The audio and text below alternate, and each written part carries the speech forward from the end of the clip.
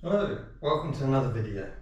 In this video I'm going to be talking about pushing and punching and some of the mechanics behind it. I'm going to try and do my best to explain the positions of the body and the advantages of having a good stance, as we've been going over in previous videos, and what difference that makes to your pushes, and also your thought process for the push.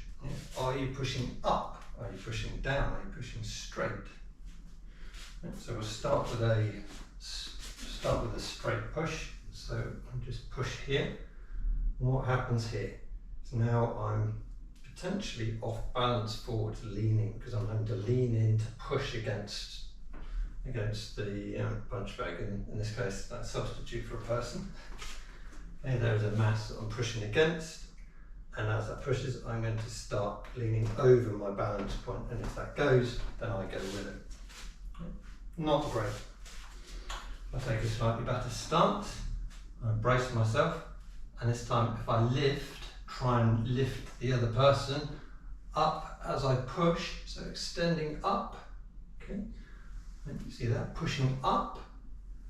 If I don't move my arms much, so if I just lift up, you see, there's not a lot of range in that. And if I want to add a push to that, there's still not a great deal of motion.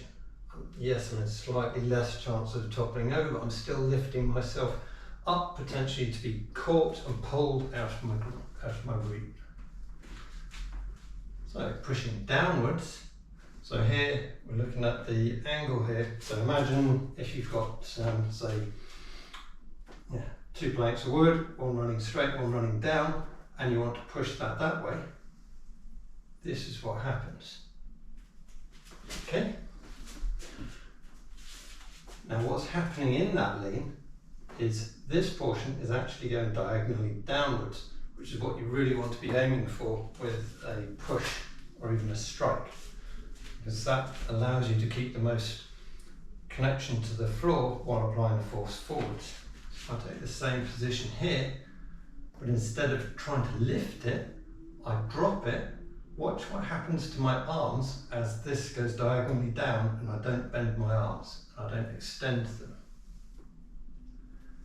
Okay. What actually happens there is as this goes down, this has got no room to go anywhere, so it goes out. Now, what's happened here is I've got all this extra range here. Okay. So rather than trying to lift from there, you drop. So you'd be coming in, even this kind of a push, you drop into it. You allow that drop to provide the force forward. So I'm not physically trying to force the other person forward with my arms.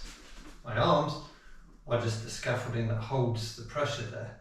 My body is creating that drop and that forward motion.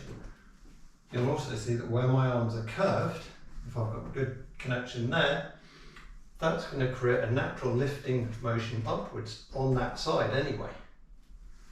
Just because that's the way the hands go as the pressure on the back drops and I've got a curved arm. So from there, dropping forwards. Okay. Same goes for a punch. So if you punch someone from back here, it's not as great as if you're getting close and drop into that punch. If we shift all the sand back to the punch bag, so I can punch that quite hard. Again, step in. So, show you again. Punch it quite hard, or shift the weight back. There it is. Drop. All your punches, all your pushes should be on a slight downward vector, right?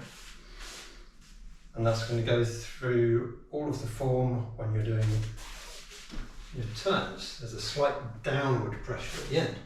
That downward pressure, a punch, push, right? So throughout the entire form, every time I'm saying sink, I'm saying make yourself in a position where that actually can be useful. That sinking pressure is going to go to your rear foot, and you can use that to give yourself a little bit of extra strength in your posture. You can drop into it to push. As you come across,